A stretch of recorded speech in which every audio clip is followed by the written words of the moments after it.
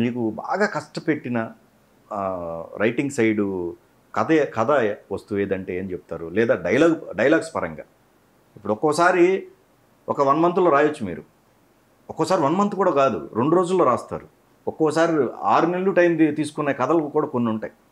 అట్లా మిమ్మల్ని అలాంటి ఇబ్బందులు ఏమి లేవు. కానీ ఒక ఋషిరాములమ్మ అనే సినిమాని కథ అంతా పూర్తయిపోయిన తర్వాత బిఫోర్ గోయింగ్ టు సెట్ నాకు ఒక ఆలోచన వచ్చింది.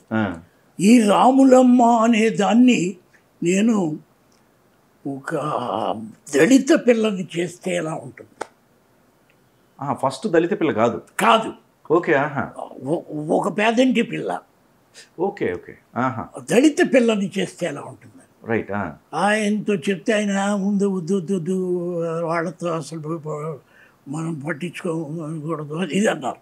ఆ తర్వాత 3 రోజుల తర్వాత ఆయనే ఫోన్ చేసి నువ్వు చెప్పింది కరెక్ట్, దళిత పిల్లని చేస్తే పెయిన్ ఉంటుంది. అప్పుడు దళిత పిల్లని చేయడానికి మళ్ళీ స్క్రిప్ట్ అంతా రివైజ్ చేసి అప్పుడు ఎక్కడ లేని దళిత కవుల్ని పిలిచి ఆ దళిత పాటలు రాయించి అవి చేసి చేయడం వల్ల అక్కడ కొంత శ్రమ ఎక్కువపడింది. ఇప్పుడు దాసరి గారు మీరు ఇద్దరు ఎలా ఉంటారు? గిల్లి కజ్జల్లాగా ఉంటాయి ఏమన్నా, లేకపోతే బాగా అంటే గిల్లి కజ్జాలు అంటే అన్నదమ్ముళ్ళు లేకపోతే వీళ్ళు ఎలా ఉంటారో అలాగే ఉంటాం. అంటే ఒక రచయితకి దర్శకుడికి మధ్య అలానే ఉంటాయి, అలాగే ఆ క్యారెక్టర్కి ఇది ఈ క్యారెక్టర్ అదను. ఏంటే ఈ కథ చెప్పిన బాగాలేదంటావు నోట్లోంచి కథ వస్తుంది బాగలేదండి అంటావేంటి అంటాడు ఆయన. అలాగే నేను ఏదన్నా పాయింట్ చెప్తే ఇది మేము ఎప్పుడో తీసాం అని ఆయన అన్నావు. ఏంటంటే తీసింది మీరు తీసిన దాంట్లో ఎలా ఉంది ఇది ఇలాగా. కానీ ఆయన పోవడం అనేది నా కెరీర్కి ఒక కత్తెర. అంటే ప్రతిరోజు సినిమా ఉండి సినిమా లేకుండా ఏమీ లేకపోయినా కూడా వీఆర్ ది అంటే రోజు మేట్స్.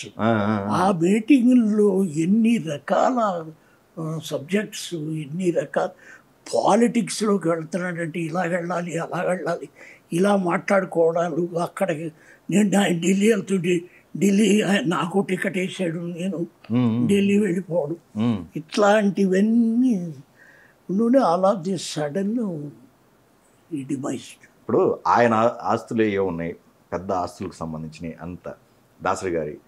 సో అయ్యేంటి అందరూ కొంతమంది శిష్యుల దగ్గర లేకపోతే వాళ్ళ దగ్గర వీళ్ళ దగ్గర ఉన్నాయని ఎందుకు ఇదంతా ఎందుకు స్ప్రెడ్ అవుతున్నాయి? అవేమి లేవండి, అవేమి లేవు.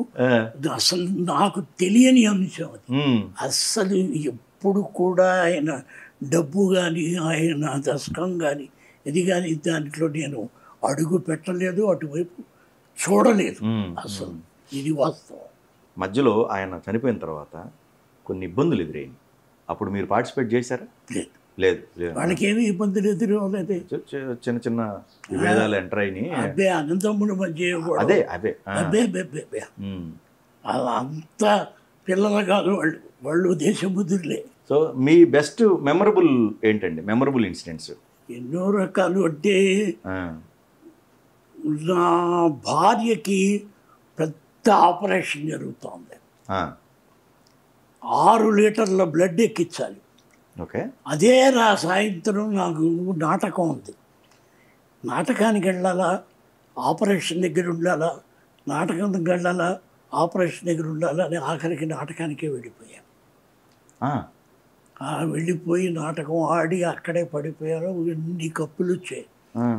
తిరిగి వచ్చేసరికి ఆయన నాటకానికి వెళ్ళారా, ఆయన పెరుగన్నది తిన్నారా, అది అని ఏమి మెలకువలో కూర్చుని ఏమి మాట్లాడిందంట. ఆ మాట విన్నప్పుడు శరీరం గగురు పుడిచింది.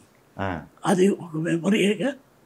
ఏం సార్ మామూలు విషయం అది. ఒక పక్కన భార్యకి అలా జరుగుతుంటే మీరు వెళ్ళిపోవటం, పైగా ఆవిడ అర్థం చేసుకోవడమే ఇంకా గొప్ప విషయం. అది ఎండ్ క్లిక్ అదే ప్రయాణం, మా ప్రయాణానికి. అలాంటివి ఎన్నో.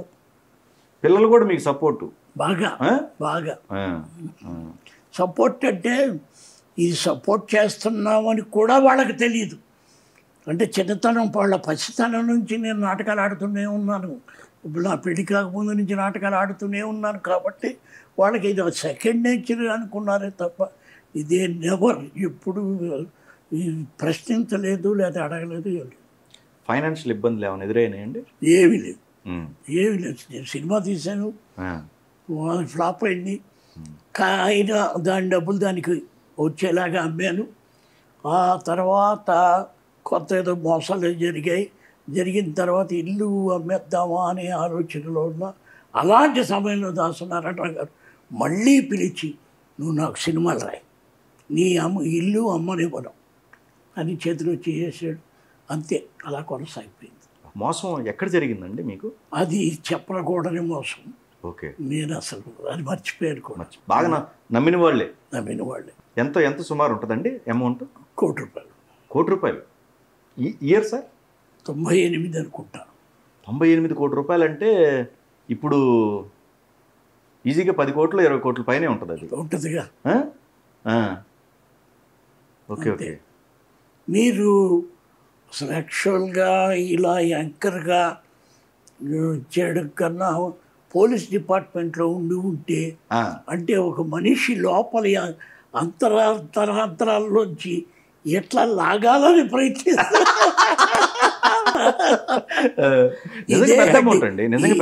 ఇదే హెడ్డింగ్ రేపు పొద్దున. అంతే, కాదు మోసపోయిన సంజీవి పేరు కూడా చెప్పలేని దీంట్లో దీనమైన పరిస్థితుల్లో సంజీవి. అంత ఎక్స్పీరియన్స్ ఉంచుకొని కూడా మీరు ఎక్కడో ఏమరపాటు మీది. ఏమరపాటే మనకు ఎక్స్పీరియన్స్ అనేది సార్. మనకు కనిపించని ప్రపంచం చాలా ఉంది సార్. యోగులైనా మహారుషులైనా ఎవరైనా వాళ్ళకి కనిపించని ప్రపంచం ఇంకా ఉంటుంది. ఖచ్చితంగా, నో డౌట్. అవునవునవును, ఎక్కడో అలా జరిగిపోతాయి.